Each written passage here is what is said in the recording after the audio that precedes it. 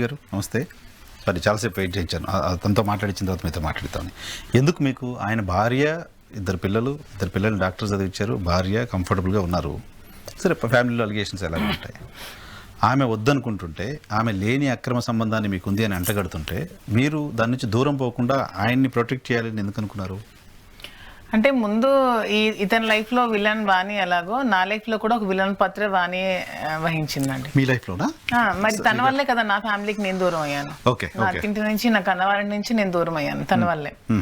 So అయ్యాక ఇద్దరు నేను తన దగ్గర రాజకీయాలు నేర్చుకోవడానికి కోసం అని జగన్మోహన్ రెడ్డి మీద అభిమానంతో రాజకీయాల్లోకి వచ్చాను. ఈ రాజకీయాలు చేస్తున్నప్పుడు అతని గురించి కూడా తెలుసుకున్నాను దగ్గర ఉండి. సో ఆవిడ ఎప్పుడైతే నా లైఫ్ లో ఒక విలన్ పాత్ర వహించి నా ఫ్యామిలీ నుంచి నన్ను దూరం చేసి ఉంచినప్పుడు ఇతని ఆశయాలు, ఇతని అభిప్రాయాలు గౌరవిస్తూ ఇతనికి నచ్చి ఇతనికి కొంచెం దగ్గరే ఆ రిలేషన్షిప్ అలా కంటిన్యూ చేయాల్సి వచ్చింది. కానీ తప్పేమో అని అనిపించలేదా? ఇప్పుడు తప్పేమో నాకు అనిపించలేదండి. ఏ రోజు కూడా నేను తప్పేమో అనిపించలేదు. మా పరిస్థితుల ప్రభావం వల్ల మేము కలిసి ఉండాల్సి వచ్చింది. అది ఇంకా కంటిన్యూ చేయాలని నిర్ణయించుకున్నాము. మా పరిస్థితి ప్రభావం వల్ల ఆ నిర్ణయం మేము తీసుకున్నాము. సో మాకు ఎక్కడ తప్పు చేస్తున్నాం అనే ఫీలింగ్ మాకు ఎప్పుడు అనిపించలేదు. చాలా సార్లు మీరు ఆన్సర్ చెప్పే ఉంటారు ఈ ప్రశ్నకి. దువ్వాడ శ్రీనివాస్ గారి దగ్గర ఆస్తి ఉంది కాబట్టి, ఆయనకి ఏదో పొలిటికల్ కెరీర్ ఉంది కాబట్టి దానికోసం మేము అక్కడికి చేరారు అని అనుకునే వాళ్ళకి ఏం చెప్తారు? అది అనుకునే వాళ్ళకి మరి చెప్పడానికి ఏమీ లేదండి. అక్కడ ఆస్తి ఉందో లేదో అనేది ఇప్పుడు ఆ మాటలు శ్రీనివాస్ గారు అంటే నేను బాధపడాలి. సో ఎవరో అంటే బాధపడాల్సిన అవసరం నాకైతే లేదు. ఎందుకంటే ఇక్కడ వాస్తవాలు నాకు శ్రీనివాస్ గారికి మాత్రమే తెలుసు, ఇంకెవరికి తెలియదు. ఏంటండి మీ ఫినాన్షియల్ స్టేటస్ ఏంటి? What is the will? మా ఫినాన్షియల్ స్టేటస్ 1000 కోట్లు అని చెప్పలేను. ఓకే, మేము కంఫర్టబుల్ ఫైనాన్షియల్లీ వెల్ సెటిల్డ్. మేము ఫ్యామిలీ అత్తవారు కానీ కర్ణవారు కానీ అందరూ నేను కూడా ఇండిపెండెంట్ గా బిజినెస్ ఉమెన్. నేను కూడా మేము ఫైనాన్షియల్ గా వెల్ సెటిల్డ్. అలా అని 1000 కోట్లు కాదు. నేను ఇండిపెండెంట్ ఉమెన్ యాక్చువల్ గా. మేము ఫైనాన్షియల్ గా సెటిల్డ్ ఫ్యామిలీ. శ్రీనివాస్ గారు కూడా అంతే. కాకపోతే శ్రీనివాస్ గారు ఏంటంటే వాణి వల్ల ఫైనాన్షియల్ గా అన్ని ఆమెకి ఇచ్చేసి వచ్చి జీరో స్టేజ్ లో ఇప్పుడు అది నాకు నవ్వు వస్తుంది. నా ఆస్తులు మాదిరికి ఉన్నాయి. నా ఆస్తుల్ని వాణికి రాసేసాను.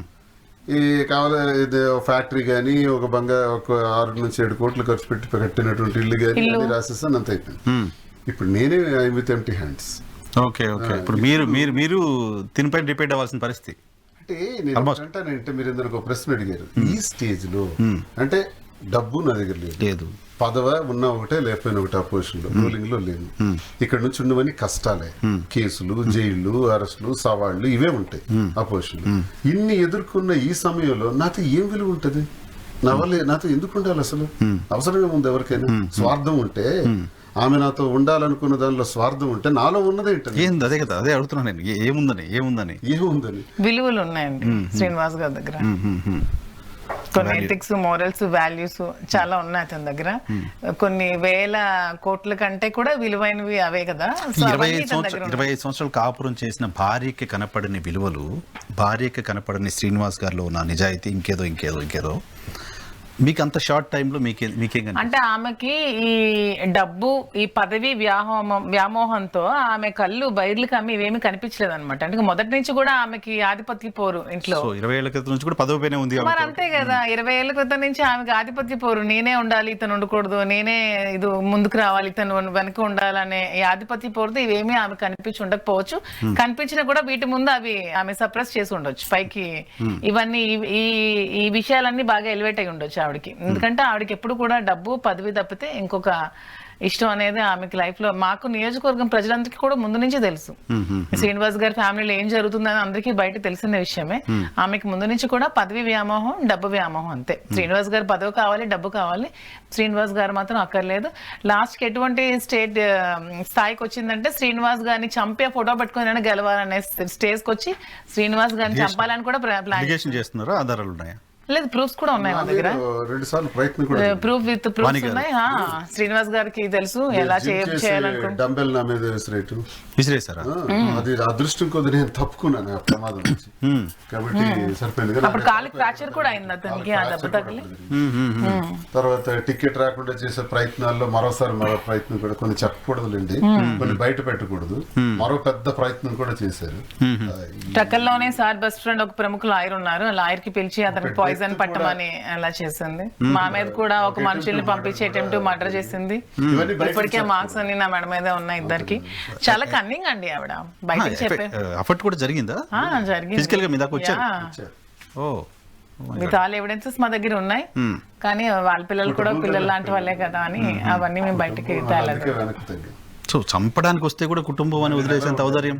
ఇంటికి వెళ్తే నా పరిస్థితి ఏంటంటే షూ తీసి ఇంట్లో అడుగు పెట్టంగానే గొడవ స్టార్ట్ అవుతుంది. ఎవడైనా ఇంటికి ఎందుకు వెళ్తారు? మనశ్శాంతి కోసం. అబ్బా ఇంటికి వెళ్దాం రా బాబు అని వెళ్తారు. నేను ఇప్పుడు ఇంటికి వెళ్ళాలా, మరో గంట బయటే గడిపేస్తాను అన్న పరిస్థితి నాది.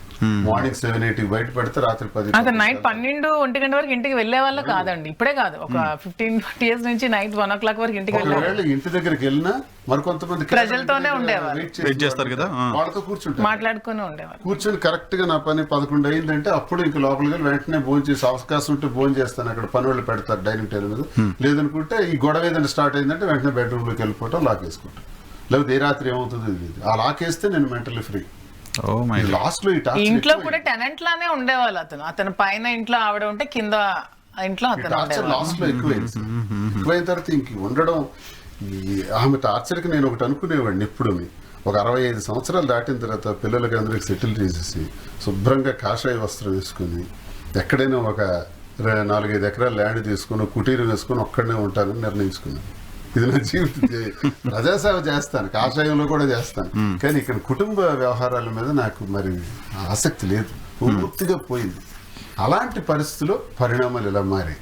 కానీ ఇప్పుడు మీ వల్ల మీరు కనపడడం వల్ల, మీరు ఆయన లైఫ్లోకి రావడం వల్ల శ్రీనివాస్ గారు చాలా రాజకీయ విమర్శలు వేరే పార్టీల నుంచి కూడా ఎదుర్కోవాల్సిన పరిస్థితి రాలే? విమర్శలు అనేవి ఎప్పుడు కూడా ఉంటాయండి. అది నా వల్ల అని కాదు, నేను ఉన్నా లేకపోయినా విమర్శలు అనేవి దువ్వాడ శ్రీనివాస్ గారికి ఎప్పుడు కామన్ గా ఉండే థింగ్స్. పవన్ కళ్యాణ్ గురించి రోజు మాట్లాడుతూ ఉండేవాళ్ళు శ్రీనివాస్ గారు, ఇప్పుడు నీ పరిస్థితి ఏంటి అని అడగడం మొదలు పెట్టారు పవన్ కళ్యాణ్ గారు. అదే నేను అంటున్నాను, విమర్శలు అనేవి శ్రీనివాస్ గారి జీవితంలో ఎవరున్నా లేకపోయినా కామన్ గా ఉంటాయి. ఎందుకంటే అతను ఒక ఫెరోషియస్ లీడర్.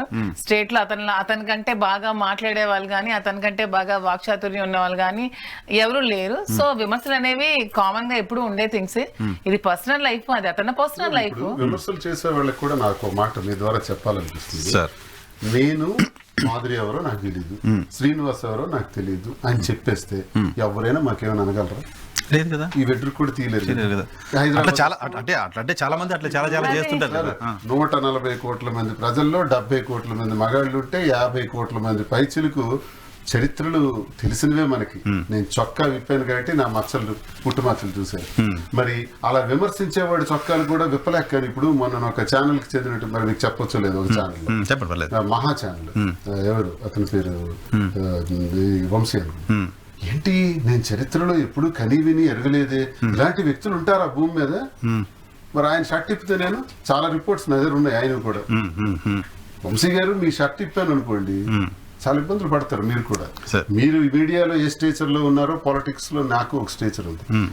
నా స్టేచర్ కి సంబంధించి నా వ్యక్తిగత విషయాలకు సంబంధించి మీరు అలా మాట్లాడకూడదు. పొలిటికల్ గా మాట్లాడతారా, సిద్ధాంతపరంగా మాట్లాడతారా, మాట్లాడండి. ఆయనతో పాటు చాలా మంది ట్రోలర్స్ కూడా నేను చెప్పేది అదే, మీరు మీ చొక్కాలు విప్పండి ఫస్ట్. మీ రహస్యాల్ని దాచుకుంటారు, రహస్యాలను బయటికి చెప్పకుండా ఎదటోడి మెదడు మాత్రం బురద జల్లుతారు. ఇప్పుడు కూడా మీకేం చెప్తారు, మీరు దాచుకోవచ్చు కదా రహస్యంగా బయటకి. పబ్లిక్ పర్సన్ సార్, ప్రజల మనిషి. మాధురి ఎవరో నాకు సంబంధం లేదు అనేసి దాచేసాను అనుకోండి, రేపు పొద్దున్న ఎక్కడో నేను కనబడ్డాను అనుకోండి, మీకు దువ్వాడ శ్రీనివాస్ మాధురితో కలిసి తిరుగుతున్నాడు, లేదని సంబంధం లేదని చెప్తున్నాడు, ఇదేంటని మీరు ప్రశ్నిస్తారు. మీకు ఎందుకు నేను ఆ ప్రశ్నకి ఛాన్స్ ఇవ్వాలి? ఫ్యాక్టే చెప్తా, అందుకే నేను చెప్పాను. మీరు ప్రశ్నించలేరు కదా. నేను ఫ్యాక్ట్స్ చెప్పగలిగినటువంటి స్థితిలో నేనున్నాను, ఫ్యాక్ట్స్ చెప్పగలిగినటువంటి స్థితిలో ట్రోలర్స్ ఉన్నారా? కానీ చాలా మంది ట్రోలర్స్ కి, సోషల్ మీడియాకి ఇప్పుడు మీరిద్దరు ఒక మెటీరియల్ అయిపోయారు, వాడుకుంటారు. సోషల్ మీడియా ఒక మెటీరియల్ అయిపోయారు, నెగిటివ్ గాను పాజిటివ్ గాను వాడుతున్న వాళ్ళు అయిపోయారు. సరే ఆ నెల 15 రోజులు ఎక్కువ ఉంది అనుకోండి, ఇప్పుడు లేదు, ఇప్పుడు ఇంకా మీరు మీ పని చేసుకున్నారు. ఇప్పటికే చేస్తున్నారండి. నా ఇన్స్టాగ్రామ్ ఓపెన్ చేసి నేను ఏదో ఒక ఫోటో వీడియో పెడితే దాని కింద కామెంట్స్ ఇష్టం వచ్చినట్టు బూతులు, తిట్లు, ట్రోల్స్. కొన్ని మీడియా ఛానల్స్ కొన్ని ఉంటాయి కదా, డబ్బా ఛానల్స్ ఇష్టం వచ్చినట్టు మాట్లాడుకోవటం, ముసుగేసుకొని కామెంట్స్ పట్టించుకోవాల్సిన అవసరం నేను పట్టించుకోవట్లేదు. మాకు ఉంటుంది ఆ ప్రాబ్లం. నేను వీడియోలు చేస్తే కూడా కింద రకరకాల కామెంట్స్ పెడుతూ ఉంటాను. ఇప్పుడు తప్ప మేము డెసిషన్ చేసాం సార్, మాకు అది తప్పలేదు సార్. ప్రజా జీవితం చేస్తున్నాం కాబట్టి ప్రజలకు చెప్పాం సార్.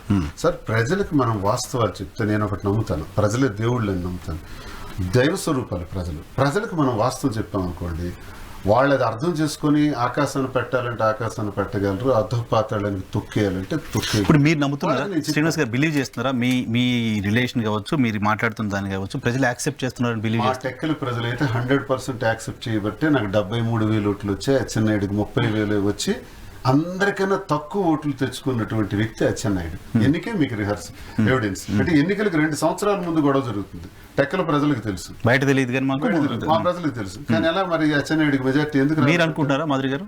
నమ్ముతున్నారు జనాలంతా మీ 100% అండి. మా నియోజకవర్గం ప్రజలు రోజు మా దగ్గరికి వస్తున్నారు, వాళ్ళ కష్టాలు చెప్పుకుంటున్నారు, వాళ్ళ ప్రాబ్లమ్స్ చెప్పుకుంటున్నారు, మాకు సాల్వ్ చేయమని అడుగుతున్నారు. సో మమ్మల్ని యాక్సెప్ట్ చేయకపోతే వాళ్ళు ఎవరు మా ఇంటికి రారు. స్టూడియో